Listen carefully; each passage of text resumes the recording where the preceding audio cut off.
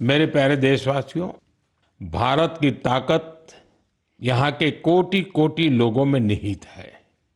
आज मन की बात में एक ऐसे प्रयास के बारे में बताना चाहता हूँ जो देशवासियों की जन भागीदारी की भावना को दर्शाता है। ये प्रयास है ज्ञान भारतम सर्वे, जिसका संबंध हमारी महान संस्कृति और समृद्ध विरासत से है।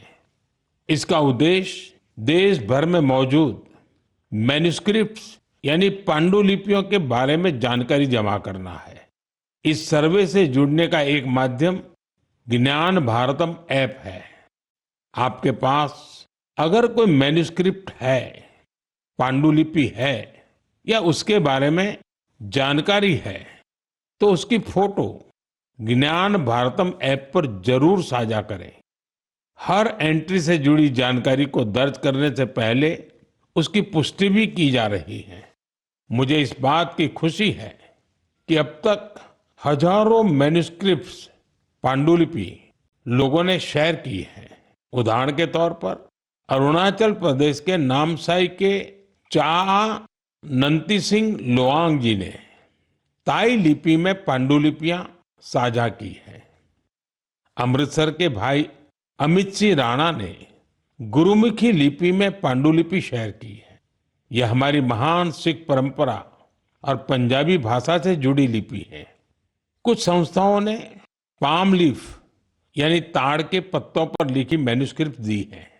राजस्थान के अभय जैन ग्रंथालय ने कॉपर प्लेट्स पर लिखी बहुत पुरानी पांडुलिपियां शेयर की है। वहीं लद्दाख की हेमिस मोनेस्ट्री ने तिब्बती में बहुमूल्य पांडुलिपियों के बारे में जानकारी दी है। यहाँ पर मैंने कुछ ही उदाहरण दिए हैं। यह सर्वे जून के मध्य तक जारी रहने वाला है। आप सभी से मेरा आग्रह है कि अपनी संस्कृति से जुड़े पहलुओं को सामने लाएं और शेयर करें। मेरे प्यारे देशवासियों, भारत दुनिया का सबसे युवा देश है। देश के युवा की ताकत जब राष्ट्र निर्माण में जुड़ती है तो बहुत बड़ी मदद मिलती है। राष्ट्र निर्माण के इस दायित्व को निभाने में बड़ी भूमिका निभा रहा है मेरा युवा भारत यानी माय भारत संगठन। ये संगठन देश के युवाओं को अलग अलग पॉजिटिव गतिविधियों से जोड़ रहा है। हाल ही में माय भारत द्वारा बजट क्वेस्ट का आयोजन किया गया। इसका मकसद था देश भर के युवाओं को बजट प्रक्रिया और नीति निर्माण से जोड़ना। इससे जुड़ी क्विज में देश भर से करीब 12 लाख युवाओं ने हिस्सा लिया। क्विज के बाद करीब 1,60,000 प्रतिभागियों को निबंध प्रतियोगिता के लिए चुना गया। मुझे इनमें से कुछ निबंध पढ़ने का अवसर भी मिला। इनसे पता चलता है कि मेरे युवा साथी देश के विकास में अपना योगदान देने के लिए कितना तत्पर है। तेलंगाना के सूर्यापेट से कोटला रघुवीर रेड्डी, उत्तर प्रदेश के बाराबंकी से सौरभ बैसवार और बिहार के गोपालगंज से सुमित कुमार ने किसान कल्याण से जुड़े टॉपिक पर लिखा है। पंजाब के मोहाली से आंचल और ओडिशा के केंद्रपाड़ा से ओम प्रकाश रथ ने वुमेन लेड डेवलपमेंट को आगे बढ़ाने के तरीकों पर अपने विचार प्रकट किए हैं। हरियाणा के यमुनानगर से प्रथम बरार ने लिखा है कि ग्रीन और क्लीन भारत ही समृद्ध भारत का मार्ग है। इससे उनकी गहरी सोच का पता चलता है।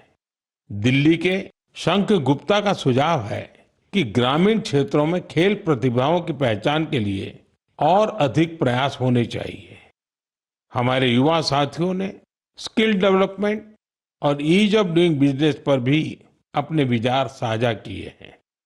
मैं उन सभी युवाओं की सराहना करता हूं जो अपने आइडियाज शेयर कर रहे हैं। ये विचार देश को आगे ले जाने में बहुत अहम है। मेरे प्यारे देशवासियों, देश भर के क्रिकेट फैंस के लिए यह महीना जोश और उत्साह से भर देने वाला रहा है, जब भारत ने T20 वर्ल्ड कप में ऐतिहासिक जीत दर्ज की तो देश में हर तरफ खुशी की लहर दौड़ गई। अपनी टीम की शानदार सफलता पर हम सभी को बहुत गर्व है।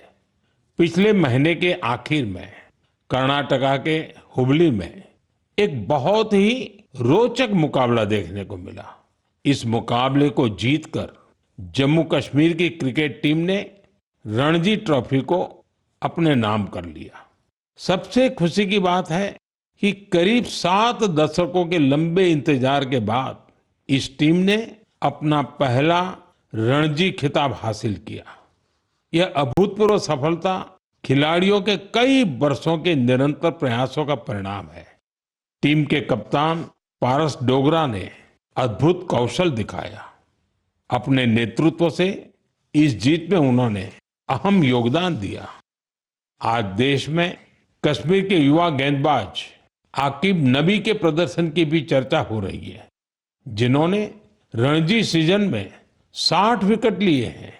इस जीत से टीम के खिलाड़ी और कोचिंग स्टाफ के साथ साथ जम्मू कश्मीर के लोग बहुत रोमांचित हैं। क्रिकेट के मैदान में इस शानदार प्रदर्शन के बाद वहां के युवाओं में खेलों के प्रति उत्साह और बढ़ गया है। आने वाले समय में यह कई युवाओं को स्पोर्ट्स को अपनाने के लिए प्रेरित करेगा। जम्मू कश्मीर के लोगों में खेलों को लेकर गजब का जज्बा रहा है। मुझे खुशी है कि अब यह बड़े खेल आयोजनों का हब भी बनता जा रहा है। खेलो इंडिया विंटर गेम्स के लिए गुलमर्ग तो पहले ही अपनी पहचान बना चुका है। फुटबॉल जैसे स्पोर्ट्स भी यहाँ के युवाओं के बीच काफी लोकप्रिय है। मुझे आशा है कि आने वाले समय में जम्मू कश्मीर के खिलाड़ियों की जीत का यह सिलसिला यूं ही जारी रहेगा। मेरे प्यारे देशवासियों, मैं अक्सर कहता हूं, जो खेलेगा वो खिलेगा। मुझे ये देखकर अच्छा लगा कि हमारे देश के युवा अब उन खेलों को भी खूब अपना रहे हैं जो पहले उतने लोकप्रिय नहीं थे। उत्तर प्रदेश के प्रतिभाशाली एथलीट गुलवीर सिंह ने ऐसे ही एक खेल में कमाल कर दिखाया है। उन्होंने कुछ ही हफ्ते पहले न्यूयॉर्क सिटी हाफ मैराथन में तीसरा स्थान हासिल कर इतिहास रच डाला। वे 1 घंटे से कम समय में हाफ मैराथन पूरा करने वाले पहले भारतीय एथलीट बने। स्क्वॉश खिलाड़ी बेटी अनाहत सिंह ने स्क्वॉश ऑन फायर ओपन का बड़ा अंतर्राष्ट्रीय खिताब अपने नाम किया।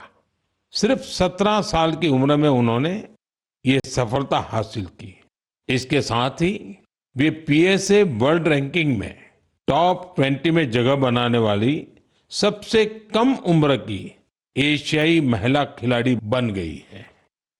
मुझे अस्मिता एथलेटिक्स लीग की जानकारी भी मिली है। इसमें 8 मार्च को महिला दिवस के अवसर पर कई स्पोर्टिंग इवेंट्स का शानदार आयोजन किया गया। लीग में करीब 2 लाख बेटियों ने भागीदारी की। ये देखकर अच्छा लगता है कि भारत की नारी शक्ति देश में हो रहे इस स्पोर्टिंग ट्रांसफॉर्मेशन में अहम भूमिका निभा रही है।